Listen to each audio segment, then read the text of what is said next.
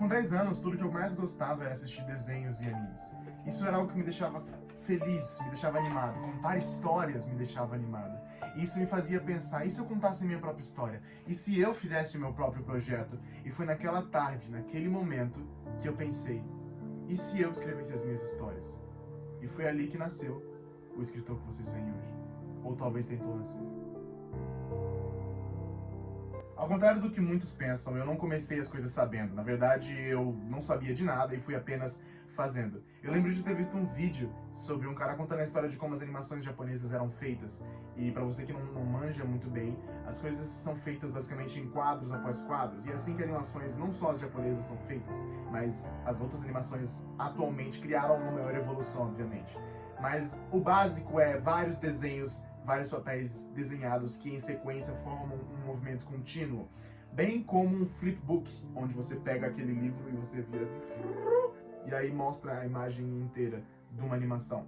E eu tinha essa imagem na minha cabeça e eu pensava que aquilo podia ser claramente muito fácil, que eu também poderia fazer.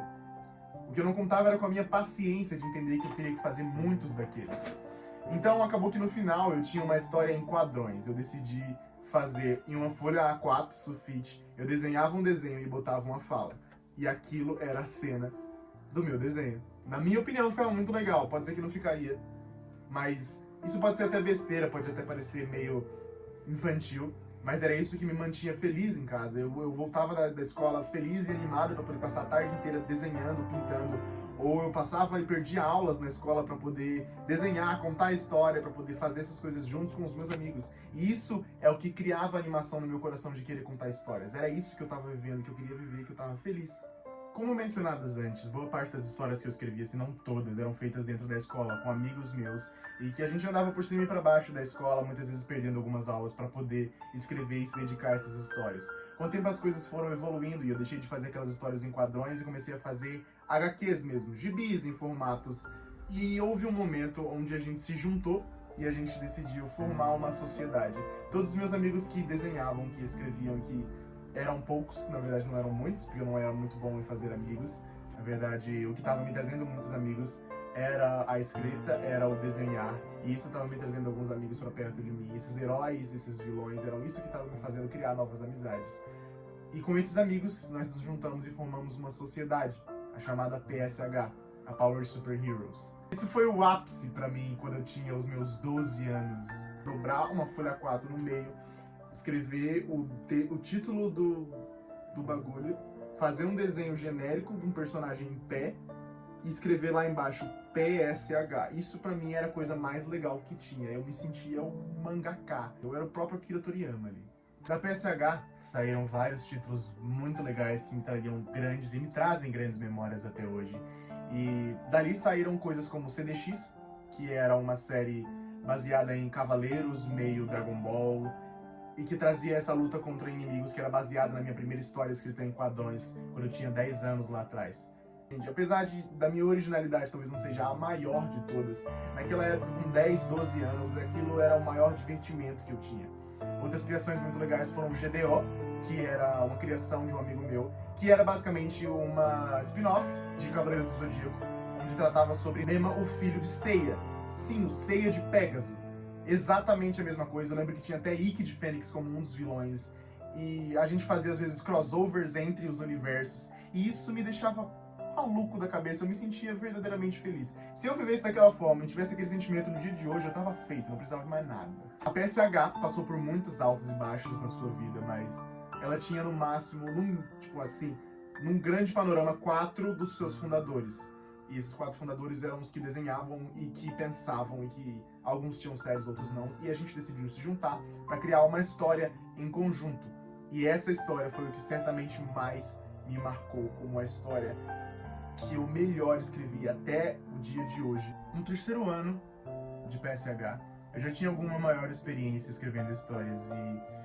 E aconteceu que chegou o famoso chamado Alone. Alone era e foi a minha maior história até hoje, aquilo que eu mais amei e mais trabalhei. Foi o trabalho conjunto de 4 dos fundadores, como eu tinha mencionado. E nós 4 nos juntamos para criar cada um o seu personagem, e esses quadrigêmeos tinham poderes elementais. E eles viviam numa terra descoberta, escondida, assim, meio Wakanda. Nada demais tinha nessa história de diferente das outras, além de ser um álbum um pouco mais original. Ela continuava mantendo aquelas mesmas referências a Dragon Ball, a Naruto e a coisas que a gente achava tão legal como Cavaleiro do Zodíaco. Mas a animação de trabalhar junto e não trabalhar mais sozinho, porque se você percebe, a minha primeira história que eu escrevi, eu tava com alguns amigos poucos. A segunda história que eu escrevi, CDX, eu tava sozinho. E agora era a primeira vez que eu escrevia uma história com amigos. Não era apenas minha essa história. E sempre que eu desenhava, escrevia lá, Alone, capítulo tal, no canto, depois de ter escrito PSH no canto, tinha o meu nome e mais outros 3 nomes que eram os meus amigos. Aquilo indicava que eu tinha feito amigos, aquilo que indicava que eu tinha pessoas que tinham me trago, tinham vindo até mim por causa das histórias. Aquilo mostrava que eu estava crescendo, estava evoluindo nos desenhos. Os meus desenhos evoluíam cada vez mais a cada dia. E isso estava me deixando cada vez mais feliz. Até que o 3º ano da PSH, ela sofreu uma grande mudança, o que provocaria a sua, infelizmente, o fim. Em 2019, eu tive que trocar de escola. Em 2019, eu passei um momento de transição enorme na minha família e a gente precisaria de mudar de estado. E acabou que, por essa crise financeira, esse momento de mudar de estado, manter uma escola particular era uma coisa um pouco mais complicada. Então eu tive de mudar de escola, passei a estudar numa escola pública, uma escola nova, e eu tava num momento tão desgastado na minha cabeça de ter perdido tantos amigos, de toda aquela conexão que eu tinha com as histórias, que eu nem queria mais trabalhar nessas coisas. Eu tava meio que uma espécie de reclusão, eu queria só ficar concentrado nas coisas novas que tinha que fazer, e eu não queria mais me ligar nessas histórias. E por muito tempo eu passei longe das histórias, até que houve um dia na minha nova escola, em 2019, que eu tinha que escrever uma história. A professora de português propôs pra gente uma redação, onde a gente tinha que criar uma história. E eu me senti muito bem, mas ali era um pouco fora da minha zona de conforto, era uma redação. Não era exatamente desenhar e escrever quadrinhos, era só apenas uma redação. E eu naquela época era muito fã de um podcast chamado Quase Meia-Noite, que talvez vocês conheçam. Há um episódio onde eles leem fanfics, e inspirado em uma dessas histórias, eu escrevo uma história parecida. Era aniversário de uma garota chamada Gabi.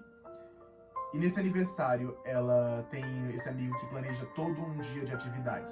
Eles vão e passam esses dias de atividades, fazem altas coisas super legais, até que no final do dia acontece um assalto. E durante o assalto, o amigo é morto, baleado pelo assaltante. E a garota é permitida com que ela fuja.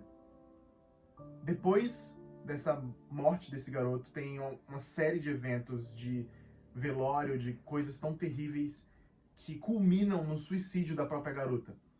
Essa era a história que eu escrevi para o trabalho de quando eu tinha 14 anos, em 2019. Mostra um pouco da minha realidade na minha cabeça, do que eu tinha. Obviamente eu nunca pensei em assuntos suicidas nem nada, mas mostra que a minha cabeça estava muito deturpada naquele momento. Eu lembro e tenho memórias vívidas na minha cabeça de eu chorando em momentos que eram para ser felizes e que eu não conseguia explicar os meus sentimentos e que aquilo tinha feito muita dor no meu coração. Aquele foi um ano muito difícil, eu não queria abrir mão de tudo que eu tinha construído em São Paulo para poder ir para outro estado.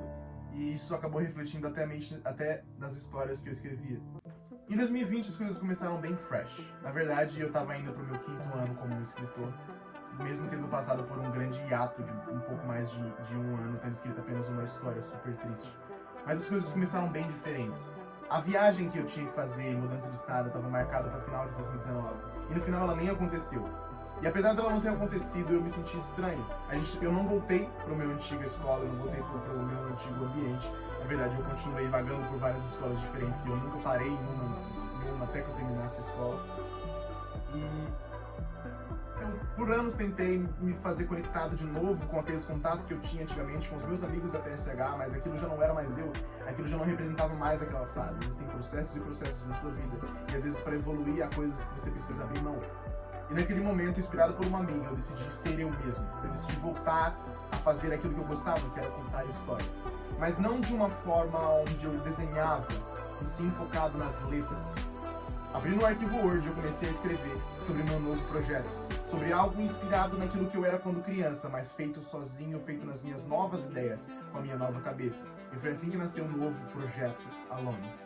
Em 2020 foi um ano que eu me dediquei bem mais à escrita, sabe? Eu comecei a ler, eu comecei a expandir a minha cabeça. Eu li livros como Harry Potter, como Percy Jackson, e até um livro de um youtuber brasileiro que eu gosto muito hoje, que é o Fred Oliveira, o Saga Três Luas, que é uma saga que me marcou bastante e que eu vivo dizendo até hoje que é o livro que me inspirou a escrever. E isso me trouxe animação, eu queria continuar trabalhando. Como você pode imaginar, o projeto Alone foi algo baseado no que era o Alone antigamente na PSH, mas bem repaginado, com novos caminhos, uma coisa bem mais madura, uma cabeça bem mais trabalhada. E por anos eu trabalhei, na verdade por 2 anos eu demorei para terminar o projeto Alone, até que eu pudesse falar, isso tá pronto, tá bem bonito, tá bem legal. E eu decidi naquele momento, em 2022, quando eu já tinha terminado, que aquilo não era mais para mim apenas. Aquela história não era feita para ficar guardada nas gavetas. Na verdade, eu precisava contar para alguém sobre aquilo. Eu precisava falar. Eu precisava que as pessoas conhecessem o que se passava na vida dos meus amigos, na vida dos meus queridos amigos que eram os meus personagens, os meus filhos. Eu criei um Instagram, eu criei esse ambiente, essa comunidade onde eu poderia falar e lançar. Esse era o meu objetivo, esse era o sonho.